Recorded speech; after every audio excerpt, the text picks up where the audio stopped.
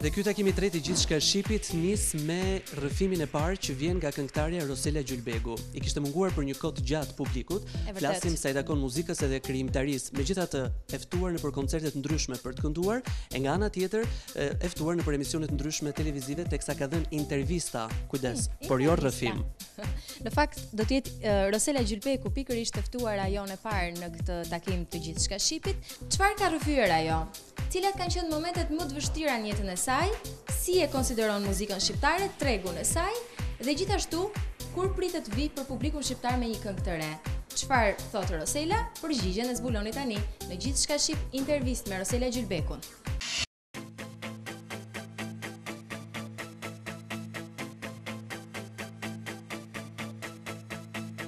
Do t'i bie nga hënashi, shpejt e fort në përhyjësi. Është e vërtet në fakt, mund të them që po bëhet 2 vjet që unë jam tërhequr pak. Por nuk jam tërhequr për të heqë dorë, se ca njerëz mendojnë që kam heqë dorë apo po merrem me punën cilën unë bëj në administratë. Nuk është ashtu, është thjesht një reflektim për të bërë një gjë të mirë.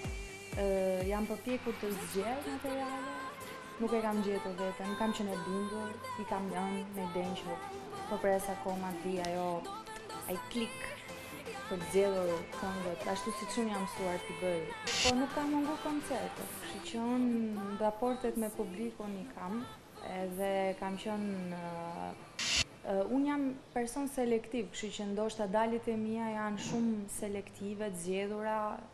E kam pasur që në fillime që nuk është se unë jam nga ato artista apo këngëtare nësojza që dua të jem në ekran çdo ditë, çdo javë, çdo muaj me nga një këngë të re. Unë duke qenë selektive, më bën që të jem pak më e tërhequr, më e matur në daljet e mia.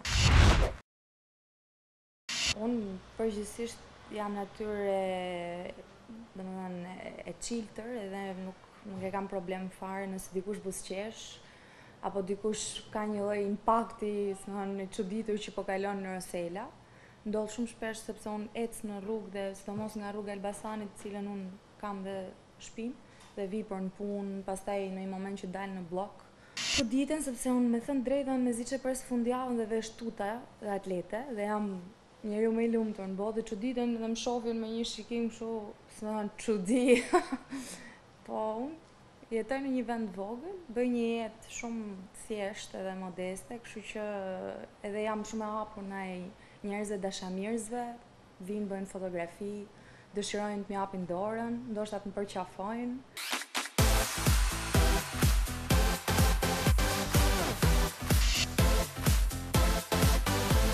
Ka pasur në mënyrë virtuale ndoshta, nëpërmjet Facebookut, unë marr mesazhe të ndryshme, nganjëherë çuditshme. Ka momente pak dhe të frikshme, po unë jam vajzë e fortë edhe goxha guximtare, kështu që nuk kam frikë të përballem me gjërat përgjithsisht. Kështu që i lexoj me vëmendje, kur dikush insiston, ndoshta duhet bërë dhe bezdisës, arrit gjej një mënyrë me shumë edukat për ta përcjell, ka dhe mënyra tjera, blok dhe shpëton dhe këto opsionet jep pjesat qendrit të komunikimit virtual. Ballë për ballë nuk mbaj mend ndonjë rast të ketë ndodhur një incident. Unë jam natyrë shumë tolerante, por ka një kufi, ka një cak ajo tolerancë. Momentin që ai kalohet, pastaj nuk ka më kthim mbrapa. Një dobësi e imja madhe është që shpeshherë përpiqem t'i mendoj njerëzit si vetja. Sot janë kohëra shumë vështira dhe është gati e pamundur ta gjesh këtë. Por unë kam fatin që përpiqem t'jap besim apo të bëj pjesë shoqërisë time, por duke qenë e rrethuar dhe kam një pjesë të miqve më të mirë që kam rreth meje, i kam qenë fëmijë, nuk e ndjej nevojën në shoqërive të reja. Nuk jam natyrë hipokrite që të krijoj gjëra për interes, nuk e kam bërë kurrë, kështu që nuk di të bëj deal me këto gjëra. Jo, e tradhtuar jo. Është shumë e rëndë, paktën deri më sot nuk e kam provu akoma atë ndjesi. Por është gënjur po sepse ti ke një pritshmëri për një situatë apo për një moment caktuar, ndoshta nuk është kthy. Ose nuk e marr feedback. Por të ka bërë të kuptosh më mirë, ndoshta apo ta vlerësosh më mirë, ndoshta një miqësi, një raport. Në shkrimtarët e këtyre viteve të fundit që më pëlqen shumë është Kahlet Hosein, që është me librin Gjytari i balonave. Këtu më pëlqej shumë Lara Pauzini, për cilën unë e kam nga ato njerëzit ku ti referohesh të ndërtosh diçka në jetën artistike. Kurse nga shqiptarët ka shumë artistë shqiptarë për të cilët më kanë rritur, si Shpëtim Saraçi, i cili më ka dhënë i pari atë ngacmimin dhe nxitjen që ti bën për këtë punë. Kështu që do të jem përjetësisht mirënjohëse, pastaj Adi Hila. Unë kam vite që bashkëpunoj me një kompozitor maqedon, në fakt, që është Darko Dimitrov. Bashkëpunimet kanë qenë suksesshme, kështu që është ndër të parët në listën time momentalisht. Jo një, po shumë ndoshta. Po ajo që është më tepër ajo për cilën më prekupohem është shëndeti i njerëzve më të dashur. Unë, siç ju e dini, kam humbur babain para një viti e gjysmë, kështu që akoma nuk e kam kaluar këtë, dhe ndoshta siç shumë thonë, nuk kalon asnjëherë.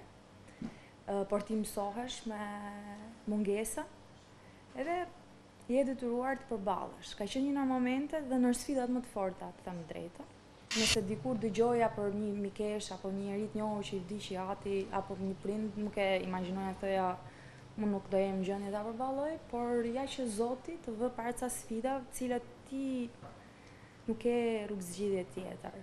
Dhe kjo është gjë që më frikson. Shoh njerëzit e mi duke vuajtur apo duke i humbur. Kjo është frika më e madhe. Nuk kam qelluar aty afër, dhe të them drejtën, në ai moment unë e kam pasur të vështirë ta shoh në atë gjendje dhe kam refuzuar, doja ta kujtoja shumë gjallë. Ditën kur unë vërtet jam dorëzuar ka qenë kur jemi kthyer pas varrimit. Ajo që në momentin më vështirë dhe unë nuk kam dashur të hyj në shtëpi. E kisha pamundur të hyja në shtëpi dhe ai mos ishte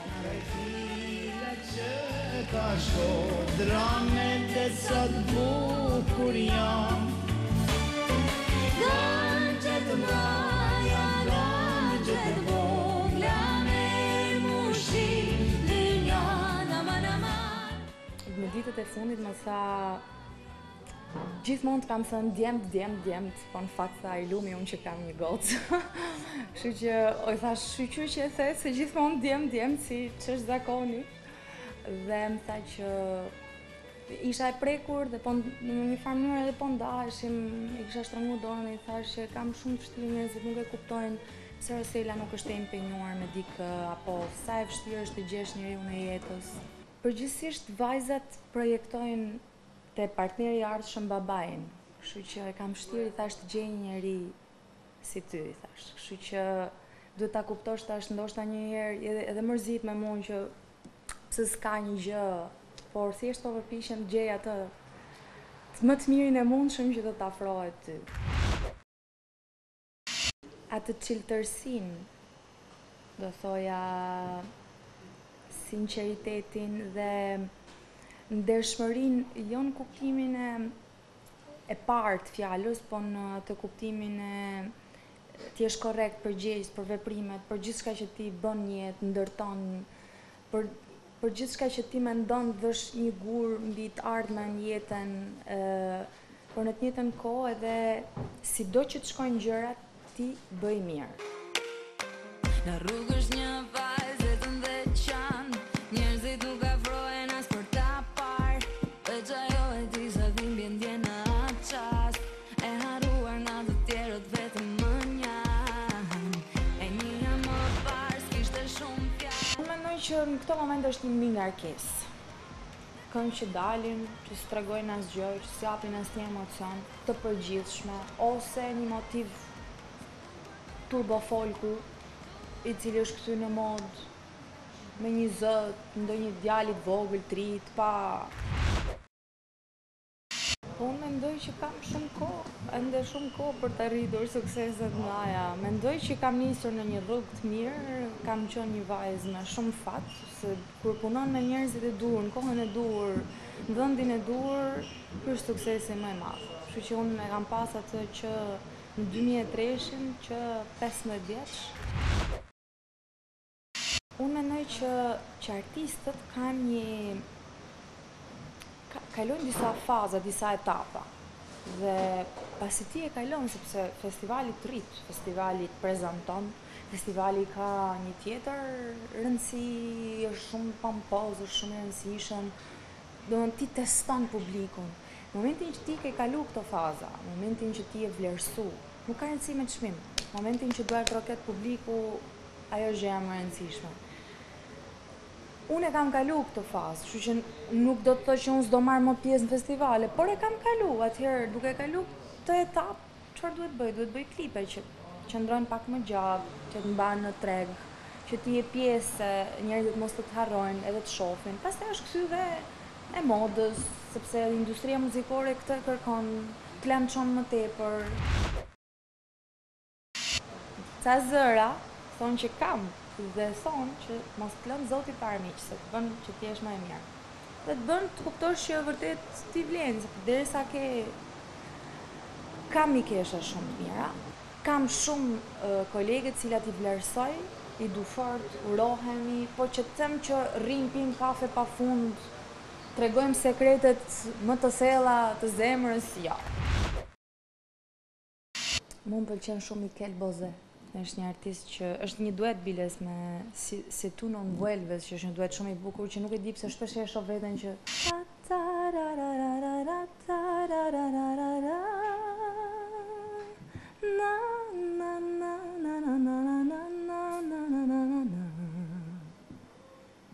Si tu non vuelves. Dashamirës vetë mi më pëlqen, në fakt, si them kështu.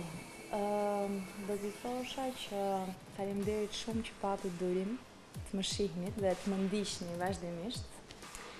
T'i falenderoj shumë për vëmendjen që tregojnë Karshineja, si për momentet vështira, ashtu edhe për momentet gëzueshme.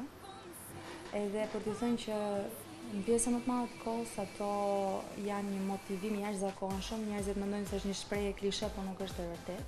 Dhe dhuroni vetëm dashuri, kjo mendoj që është thelbi i jetës. Edhe bëni sa më mirë, se në fundit për këtë mision kemi ardhur në jetë.